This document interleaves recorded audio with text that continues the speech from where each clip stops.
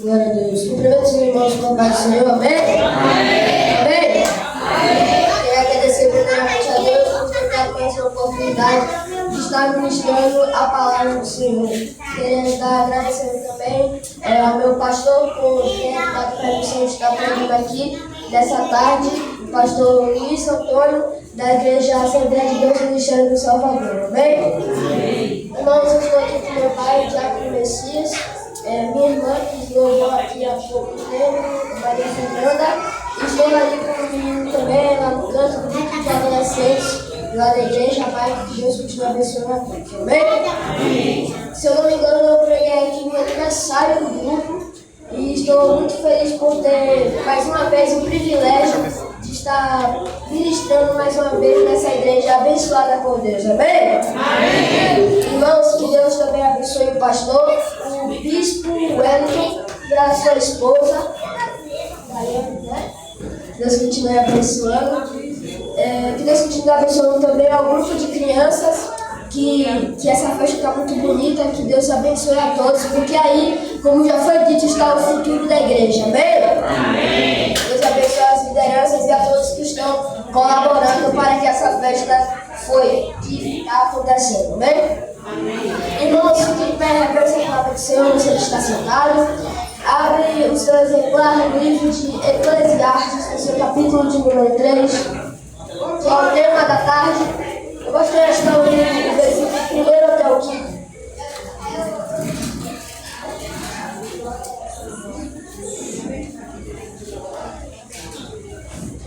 Amém? Amém. Vamos ler a palavra do Senhor. Versículo 1. Tudo tem o seu tempo determinado, e há tempo para todo o propósito debaixo dos céus.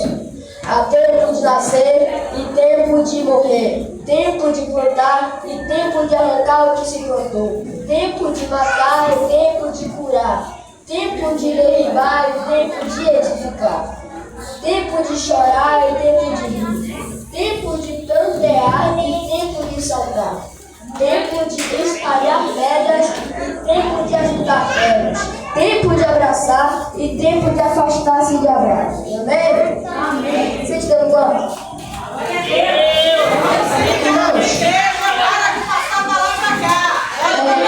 Vamos aqui no primeiro versículo. Vai falar que há um tempo para tudo, todas as coisas, há um tempo para cada propósito debaixo dos céus.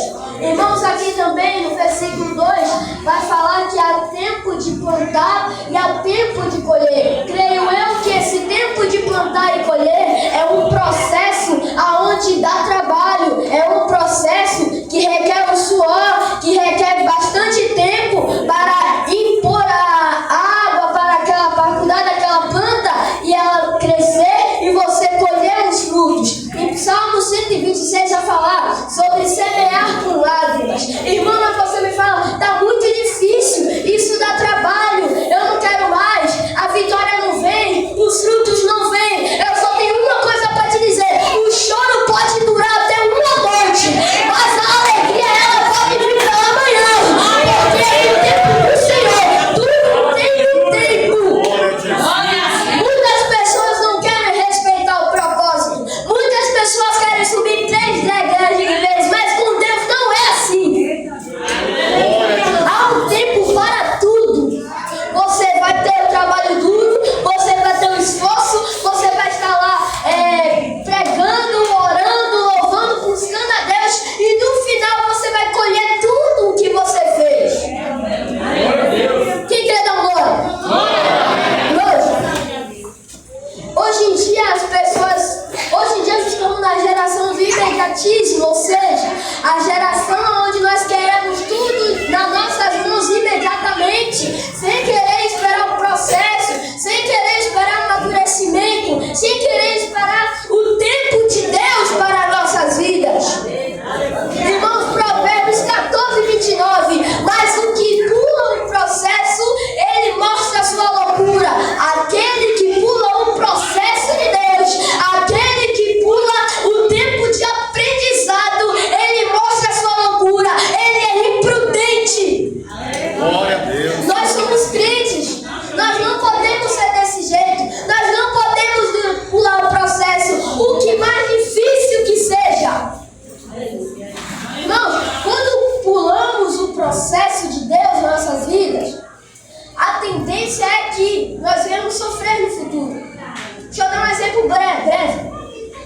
casamento.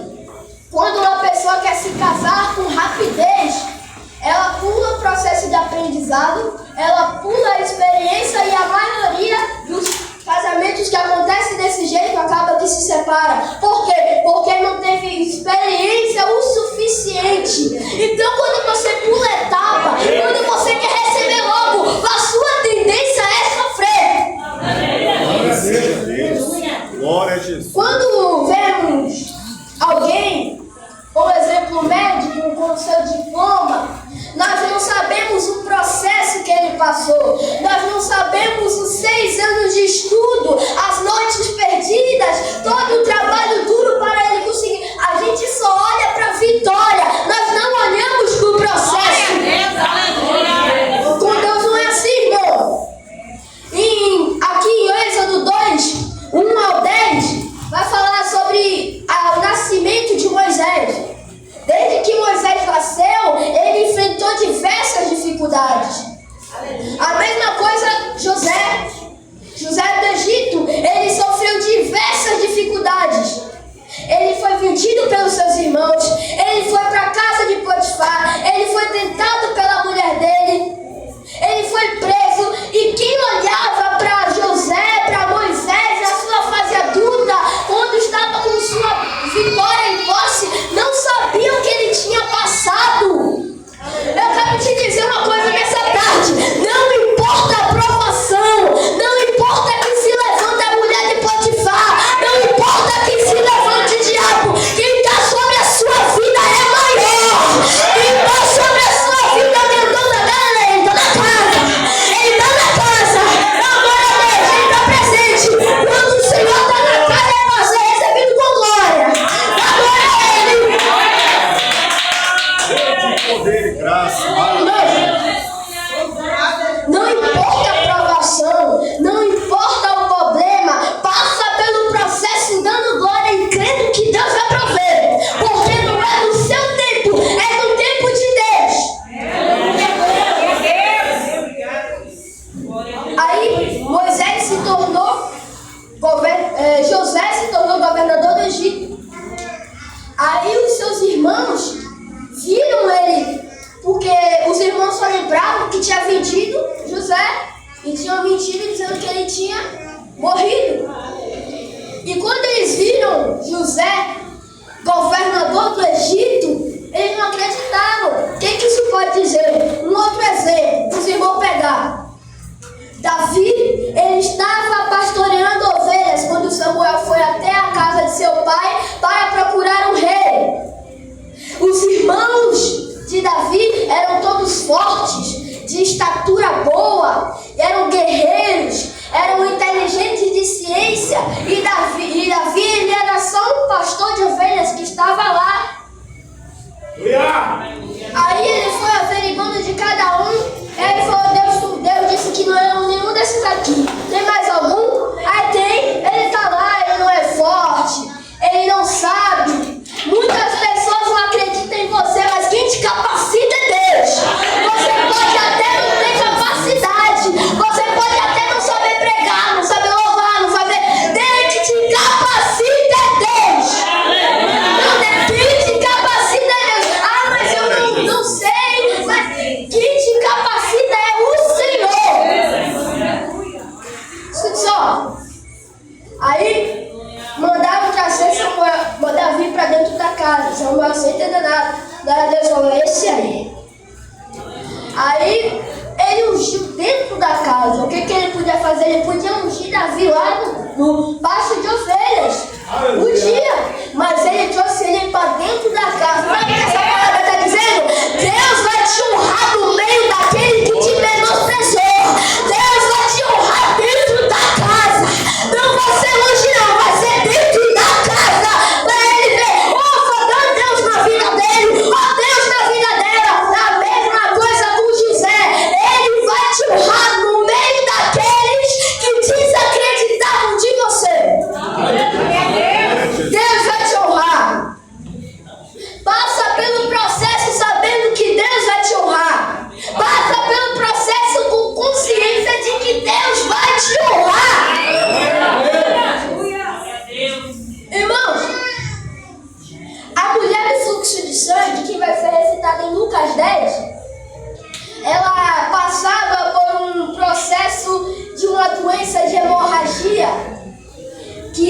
sangrava há 12 anos.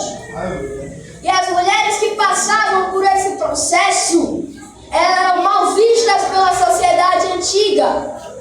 Ou seja, ela não podia sair de casa, ela não podia sentar em locais que eram considerados impuros, ela não podia falar com ninguém que aquela pessoa era considerada impura e vice-versa. Aquela mulher passou 12 anos sendo menosprezada. Aquela mulher passou 12 anos, às vezes as pessoas passavam, via ela lá no chão, porque ela tinha debilidades físicas. Ela não sabia andar direito por conta disso. Ela se arrastando, e aí as pessoas olhavam até com cara de nojo, achavam que não importa, mas aquela mulher creu que aquilo ia passar. Ela creu que aquele homem que ela nem tinha visto, ela nem sabia quem era, só tinha ouvido falar. Ah, tem um nazareno que ele está curando. Ela creu que Deus, Jesus, podia curar ela. Ela teve fé. Ela passou 12 anos de processo. Não foi uma semana, não foi 2, foi 12 anos. E ela creu. Ela teve fé que Jesus podia curar. Glória a Jesus. Sabe o que isso também te ensina? Esse processo não é para sua morte. Esse processo pode até ser dolorido, pode até dar trabalho, pode, mas não é para sua morte não. É para o engrandecimento de Deus na sua vida. Aleluia! Quando você estiver lá na frente, com a sua vitória em posse, manda dizer: ó Deus na vida de fulano, ó Deus na vida da irmã, ó Deus na vida do irmão, você não vai morrer, não vai acabar com você não, porque o Senhor ele é contigo, filho, é contigo, filha, e Ele anda lado a lado com você, Ele anda lado a lado com você, e não vai acontecer nada contigo. E tudo isso que eu estou falando agrega no assunto, agrega no tema. Há um tempo para tudo. Ó, Tiago 1,12 vai falar que bem-aventurado é o homem que passa pelo processo, glorificando-o em perseverança. Aquela pessoa, aquele irmão que passa pelo processo, está passando por dificuldade terrível, chega na igreja, está aqui glorificando com um sorriso de boca a boca. Essa pessoa é bem-aventurada. Tem gente que é reclamando, que passa pelo processo reclamando, falando, não importa. Aquele que passa pelo processo dando glória, buscando a Deus, buscando ao Senhor, jejuando, é esse que é bem-aventurado. É esse que é. Isso é um exemplo para nós que somos cristãos. Isso é um exemplo para nós que frequentamos a igreja do Senhor, que adoramos a Deus. Isso é um exemplo. A Bíblia é um manual que nos mostra como devemos viver nesse mundo. A Bíblia é um manual que nos ajuda a viver nesse mundo que está corrompido, que nos ajuda a passar por diversas situações. Glória a Por Jesus. isso que é importante. Ó, hoje as pessoas querem tudo imediatamente. Isso está totalmente errado. Até nas igrejas. Aqui, ó, em Eclesiastes 3, no mesmo capítulo, vai falar que há tempo de chorar e há tempo de sorrir. Tem o tempo de chorar sem físico, mas o tempo de chorar que está sendo referido aqui na palavra do Senhor é o tempo de você se ajoelhar no seu quarto, é o tempo de você se derramar aos pés do Senhor, é o tempo de você chorar na presença do Senhor, é o tempo de você orar, é o tempo de você buscar, é o tempo de você se lançar aos pés do Senhor. Aleluia! Você sabe qual é o tanto, você não imagina a tanta importância que é isso. Você se ajoelhar no seu quarto e orar ao Senhor, chorar, pode chorar quando quiser. Glória a Isso Deus. para Deus é gratificante. Deus se alegra com isso. Aleluia! E há um tempo de sorrir, há um Glória a tempo Jesus. que você vai passar pelo processo e vai receber sua vitória. Tempo de felicidade. Jesus aqui na Bíblia, ele vai ensinar que o nosso tempo Glória a Jesus. é diferente do dele. Santo e poderoso. Ó,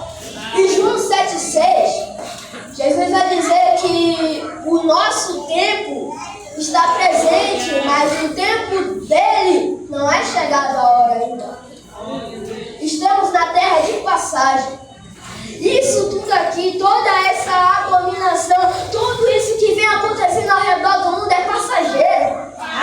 Nós não somos daqui não. Essa igreja não é daqui. Os irmãos, nós não somos daqui. A nossa morada está preparada lá. Mas é um tempo determinado. Uma hora o Senhor há de vir. Ainda não é chegada a hora. Mas que Ele está perto, Ele está. O Senhor está voltando. Não é tempo de brincar. Porque o diabo não brinca de ser diabo, não. Irmãos, desculpa se a garganta está falhando aqui um pouquinho, porque quando eu estou para pregar assim, eu fico pregando para mim mesmo, eu já dei uma exageradazinha, mas continue. Irmãos, aqui vamos continuar. Quando você vê, o nosso tempo é diferente do Deus. Há dois tipos de tempo, é o tempo Cronos e o Kairos. O tempo Cronos é o tempo do outro. E o Kairos é o tempo de Deus. Bora voltar para a mulher do fluxo de sangue. Ela passou 12 anos. Tem gente que reclama que passa 5 meses. Tem gente que reclama que passa 5 anos. Ah, mas já tem 8 anos que Deus me prometeu. Mas Deus não é filho do homem para que... Deus não é homem para que minta, nem filho do homem para que se arrependa. Ele é o alfa, o ômega, o princípio e o fim. O último e o primeiro. É aquele que promete, Ele vai cumprir. Mas é no tempo do Senhor. Você sabe que você passa 12 anos esperando aquela mulher, se fossem muitas pessoas, não teria mais jeito. Para ela não teria mais jeito. Para as pessoas ao redor não teria mais jeito. Sabe por quê? Porque ela gastou todo o seu dinheiro com médico, com remédio, só que nada adiantava. Para as pessoas ao seu redor não tinha jeito. Para a medicina não tinha jeito. Mas o Senhor, médico dos médicos, o Senhor, Ele faz o impossível. Meu Deus. Glória a Deus. Ela esperou, teve fé e recebeu a sua cura, recebeu a sua vitória. Ela acreditava que tão somente ela tocasse na orla das vestes do Senhor, ela seria curada. A fé daquela mulher era tão grande. Uma pessoa, tem um Nazaré, Jesus está curando aí. Você só ouviu falar, você não viu, você não testemunhou cura, você não sabe quem é. Mas aquela mulher tinha tanta fé, a fé dela era tão grande, que mesmo sem conhecer Jesus, ela acreditava que podia ser curada por Ele. E serve de exemplo para nós. Mas Deus prometeu, eu vou sair da presença dEle porque Ele não cumpriu. Tem crente que é muito rebelde. Não é no tempo do homem, é no tempo de Deus. Não é no tempo Cronos, é no tempo Kairos. No tempo de Deus, Ele vai prover. Glória a Deus. No tempo do Senhor, Ele vai entrar na situação e vai mudar o quadro todo.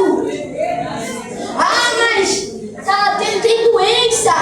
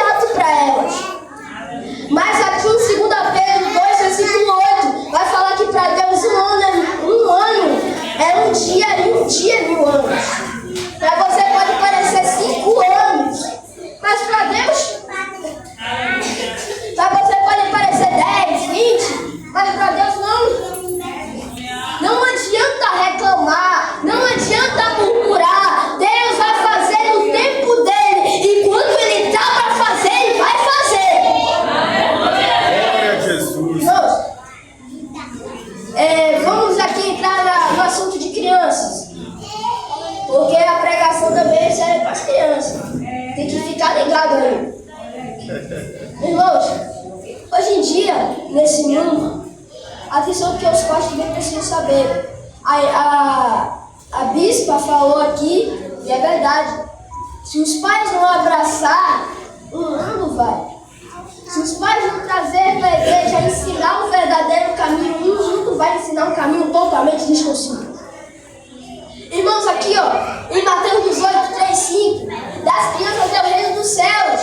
O mundo quer roubar a infância das crianças. O diabo quer roubar a infância das crianças. Mas as crianças são puras. Delas é o reino dos céus. Nós não podemos deixar que a igreja, que as crianças venham se contaminar.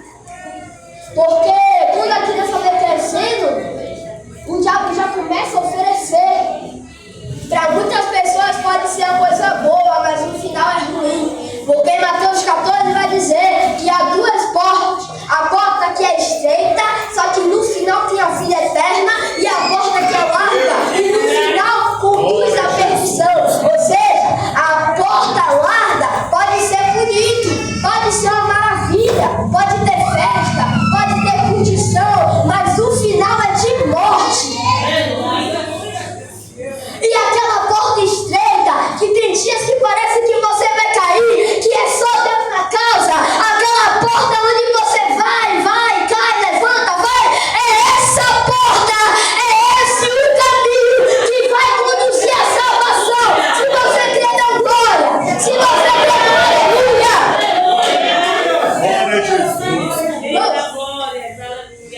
O diabo, ele tenta de qualquer maneira corromper as crianças. Qualquer maneira, até o mínimo que você imaginar. O diabo pode acabar usando de pessoas, crianças, para tentar desestabilizar o ensinamento que elas têm em casa. Tem desenhos, músicas que vêm para confundir as crianças, porque muitas coisas têm mensagens subliminares ou mensagens ocultas que podem estar trazendo ensinamento distorcido à criança. Irmãos, os pais não podem ter que ter uma fiscalização, não pode deixar a criança muito tempo em telas. Assistir desenho, jogar um joguinho não é pecado.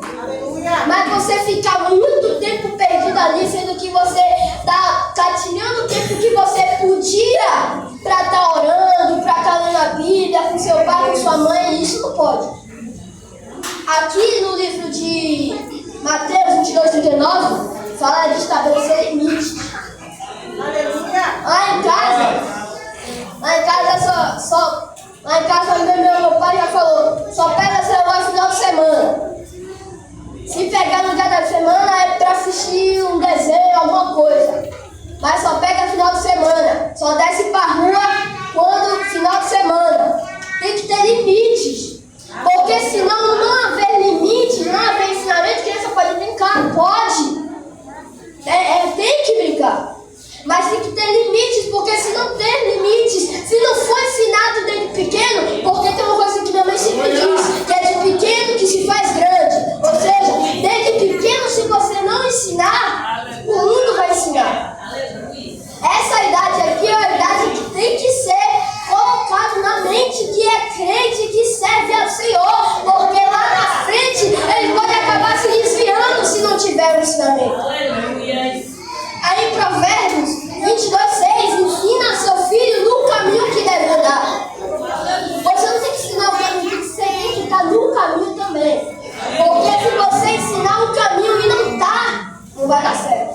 Glória a Jesus. Por exemplo, uma mãe quer ensinar o filho a ir para a igreja, a ler a Bíblia, a orar, e dentro de casa ela está fazendo totalmente ao contrário, aí não vai ter jeito. Porque a criança abaixo dos 7 anos, ela é considerada a criança impura, a criança que dela é o reino dos céus. Aonde na passagem que vai estar dizendo que as crianças vêm até Jesus para ele fazer uma oração, e os discípulos repreenderam, afastaram de Jesus. Mas Jesus disse, deixai vir a mim os pequenos, por quê? Porque tu estás ao reino dos céus. Das crianças do reino dos céus, como já foi dito aqui, a irmã tirou a palavra da minha boca. A criança, coração. Ela tem uma mente pura, a criança perdoa. A criança não pode se perder nesse mundo. Nós não podemos deixar a criança se perder nesse mundo. Porque o mundo jaz no maligno, o mundo dorme no maligno, o mundo descansa no maligno. Nós somos crentes, sal da terra e luz do mundo. Exemplo dentro da terra. Criança também tem que ser exemplo. Aonde for. Isso também serve para tudo. Pode ser trabalho, escola, em qualquer lugar. Dê exemplo de crente. Porque você é crente. Você não pode mudar seu jeito para ser aceito em qualquer lugar, não. Você não pode mudar que você é crente para ser aceito em grupo, não. Você é crente. Irmãos, se você não está no caminho ensinar as crianças, ela vai absorver o que você está fazendo e vai fazer. Ela não vai pelo ensinamento, ela vai pelo que você está fazendo. Porque os pais, querendo ou não, são inspiração às crianças. Os pais, querendo ou não, são influência às crianças. Eu tenho uma coisa para dizer para os pais: não deixe, não. Não deixe se contaminar, não. Porque o mundo já é de treva. E não pode perder isso aqui, não. Isso não pode se perder. Isso aqui não pode se perder no mundo, não. Conscientize, ensine a Bíblia. Olhe, coloca para orar, coloca para jejuar. Mas não deixe se contaminar, não. Nós precisamos preservar as crianças que são o futuro da igreja. Amém? Deus continue abençoando a todos. Estou muito feliz de estar aqui mais uma vez. Que Deus continue abençoando o ministério. Bom pastor, que Deus abençoe a todos, congregantes, visitantes, da Assembleia